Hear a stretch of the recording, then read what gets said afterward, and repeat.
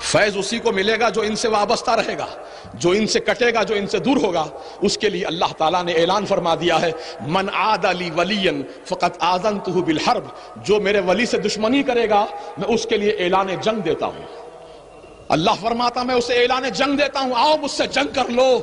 میرے ولی کی دشمنی کرنے والوں آؤ مجھ سے مقابلہ کرو، کون ہے تم میں ایسا طاقتور جو اللہ تعالیٰ سے جنگ کرے، اللہ سے مقابلہ کرے۔ عزیزان ملت اسلامیہ، آج حیدرآباد شہر میں وہابیت اتنی تیزی سے پھیل رہی ہے، بڑا دکھ ہوتا ہے دیکھ کر، افسوس ہوتا ہے دیکھ کر۔ ہماری نوجوان نسل جو کل تک یا نبی سلام علیہ کا کہتی تھی، ہماری نوجوان برادری جو کل تک اولیاء اللہ کی عاشق تھی، 11ویں 12ویں بڑی عقیدت و احترام سے کیا کرتے تھے اور الحمدللہ عقیدہ بہت مضبوط تھا، لیکن آج صرف ایک اسپلنڈر گاڑی اور ایک سیل فون کی وجہ سے ایمان بیچا جا رہا ہے، ایمان خریدا جا رہا ہے۔ بتاؤ مسلمانوں، کیا ہمارا ایمان اتنا سستا ہو گیا، ہمارا ایمان اتنا گیا گزرا ہو گیا، ایک اسپلنڈر گاڑی اور ایک سیل فون کے بدلے اپنا ایمان و عقیدے کا ہم سودا کریں؟ عزیزان ملت اسلامیہ، مرد مومن کی شان تو یہ ہوا کرتی ہے کہ دنیاوی لالچ میں وہ نہیں آتا، اپنے ایمان کا سودا نہیں کرتا، بھوکا مر جانا پسند کرے گا لیکن اپنے ایمان کو نہیں بیچے گا، بھوکا مر جانا پسند کرے گا، اللہ تو لال کی زندگی گزارنا پسند کر لے گا، جھوپڑے میں رہنا پسند کر لے گا لیکن اپنے ایمان کا سودا نہیں کرے گا۔ آج نوجوانوں، آج اس مقدس اسٹیج سے آپ سے یہی گزارش کرنا چاہتا ہوں، خدا را آپ اسپلنڈر گاڑی اور سیل فون کے چکر میں نہ جائیں یا کسی اور پیسے کی لالچ میں نہ جائیں، کیونکہ مجیب علی رضوی کی عادت رہی ہے، الحمدللہ ہمارے اسلاف کا یہ وتیرہ اور طریقہ رہا ہے، ہم انہی کی سنت پہ عمل کر رہے ہیں۔ ہم جو بات کہتے ہیں وہ کان میں نہیں کہتے ہیں، میدان میں کہتے ہیں۔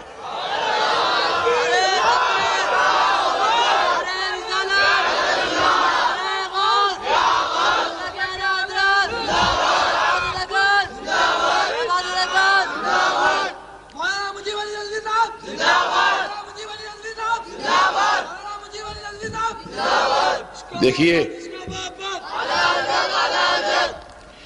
پاس و لحاظ مروت اخلاق اپنی جگہ ہے، لیکن جب بات دین و ایمان کی ہو، جب بات عقیدے کی ہو تو وہاں پاس و لحاظ مروت اخلاق کردار کا مظاہرہ نہیں کیا جائے گا، بلکہ جو بات حق ہے اس کو بیان کیا جائے گا۔ یہی ایمان کا تقاضا ہے، یہی ایمانیات کے اصول ہے۔ یاد رکھو ہمارے اسلاف کا یہی وتیرہ رہا، جیسا کہ ہندوستان کا شہنشاہ اکبر اعظم جب اس نے اپنا ایک نیا دین لاگو کیا، دین الہی کے نام سے، دین اکبری کے نام سے،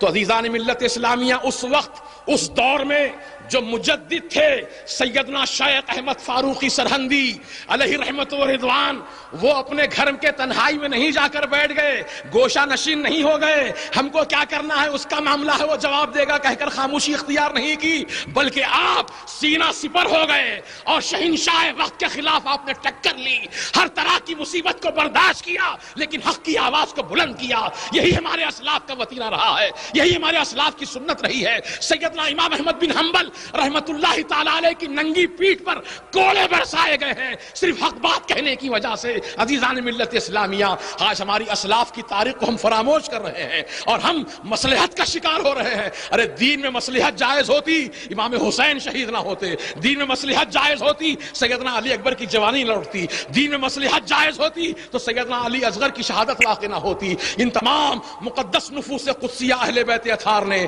اپنی عظیم قیمتی جانوں کا نذرانہ خدا کی راہ میں پیش کر کے جو دین و عقیدے کی حفاظت کا فریضہ انجام دیا ہے، آج امام حسین کا لہو پکار کر تم سے یہی مطالبہ کر رہا ہے، اے حسین کے چاہنے والوں، اے حسین سے محبت کرنے والوں، اے حسین کی محبت کا دم بھرنے والوں، اے حسین سے اپنی نسبت جوڑنے والوں، حسینی کردار کو زندہ کرو، حسینی کردار کو بیدار کرو۔ یہ وقت کا اہم ترین تقاضا ہے اور میں بڑی مؤدبانہ، بہت ہی مخلصانہ، بہت ہی احترام کے ساتھ ہمارے تمام اکابر علماء، اکابر مشائخ کرام، سادات اعظام کی خدمت میں، میں تو ان کے قدموں کی دھول کی برابر بھی نہیں ہوں، میں ان کو کیا کہہ سکتا ہوں، میں کیسے جسارت کر سکتا ہوں کہنے کی، لیکن ہمارے اسلاف کی تاریخ اور ان کے وتیرے کو زندہ کرتے ہوئے یہی معروض ادب پیش کروں گا۔ حضور آپ سب سے ہماری یہی التجا ہے، یہی ہمارا معروض ادب ہے کہ اب آپ حضرات خاموشی اختیار نہ کریں بلکہ اپنی قوم اور ملت کو، اپنے چاہنے والوں کو،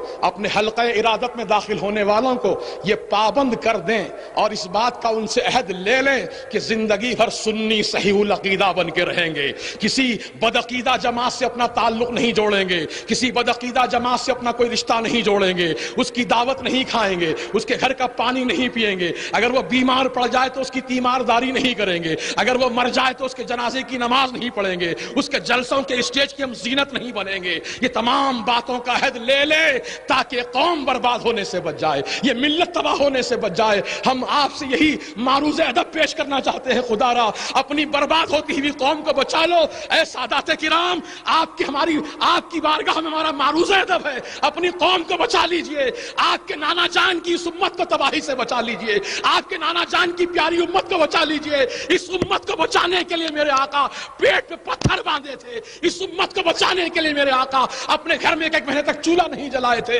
اس امت کو بچانے کے لیے میرے آقا اپنے پیارے نواسوں کو قربان گاہ میں پیش کر دیا تھا۔ خدا را آپ انہی کی آل ہیں، انہی کا خون آپ کی مقدس رگوں میں دوڑ رہا ہے۔ خدا را آپ اپنے نانا جان کا واسطہ، آپ کے نانا جان کا واسطہ، جد کریم کا واسطہ، حسنین کریمین کا واسطہ، خدا را اپنی اس قوم پر رحم کھائیے، اپنی قوم کو بچا لیجئے، اپنے دامن کرم میں سمیٹ لیجئے۔ اور اگر جس طرح کوئی مرغی کے بچے کو حملہ کرنا چاہتا ہے تو مرغی دوڑ کر آتی ہے، اپنے پروں کو کھول کر اپنے بچوں کو سمیٹ لیتی ہے، اپنی جان کی پرواہ نہیں کرتی، اپنے بچوں کو بچانے کی فکر کرتی ہے۔ یہ اللہ تعالیٰ نے ایک مخلوق کے اندر وہ صفت کو پیدا کر دیا ہے۔ ہم تو اشرف المخلوق ہیں، اشرف المخلوق ہیں، اعلیٰ نسل ہے، اعلیٰ کردار ہے، اعلیٰ اخلاق ہے۔ ماشاءاللہ ہم یہی امید رکھتے ہیں کہ الحمدللہ ہماری جو بچی کچی قوم ہے کم از کم ان کے ایمان و عقیدے کی حفاظت کا ہم کچھ انتظام کریں اور ان کو تباہ و برباد ہونے سے بچا لیں۔ نعرہ تکبیر، اللہ اکبر، رسالت، یا رسول اللہ، نعرہ غوث، یا غوث، اللہ کے اعلیٰ حضرات، یا غوث، عبادت اکبر، یا غوث، عبادت اکبر، یا غوث۔ عزیزان محترم، باتیں تو بہت ساری کہنے کی ہیں اور وقت بھی ہو چکا ہے۔ میں نہیں چاہتا کہ زیادہ آپ کی سما خراشی کروں، بس جو کچھ میں نے کہا ہے اگر میرے کہنے میں کوئی بے ادبی، گستاخی یا غلطی، خطا واقع ہوئی ہو تو میں اللہ کی بارگاہ میں دست بدعا ہوں کہ مولا تعالیٰ اپنے کرم سے میری غلطی اور خطا کو معاف فرما دے۔ استغفر اللہ استغفر اللہ استغفر اللہ ربی من کل ذنب واتوب الیہ، اشہد ان لا الہ الا اللہ واشہد ان محمدا عبدہ ورسولہ۔ میں ایک بار پھر رحمت عالم کمیٹی کے صدر محترم اور صدر استقبالیہ حضرت پیر طریقت سید شاہ اسرار اللہ حسینی صاحب قبلہ رضوی المدنی، جو اسی علاقے کے ایک بزرگ ہیں اور اسی علاقے کی درگاہ کے سجادہ نشین ہیں، ماشاءاللہ آپ کا ایک بڑا اثر ہے۔ اللہ تبارک و تعالیٰ آپ کے ذریعے سے دین و سنیت کو اور مضبوطی عطا فرمائے۔ اور ہمارے صدر محترم عالی جناب مجیب احمد صاحب ایڈوکیٹ اور جناب شاہد اقبال میاں، اللہ تعالیٰ ان سب کو اور ہمارے خسرو نواب اور تمام دیگر حضرات جو اس کمیٹی کے لیے یقیناً بڑے محرک معاونین ہیں، اللہ ان سب کو جزائے خیر دے۔ وآخر دعوانا ان الحمدللہ رب العالمین۔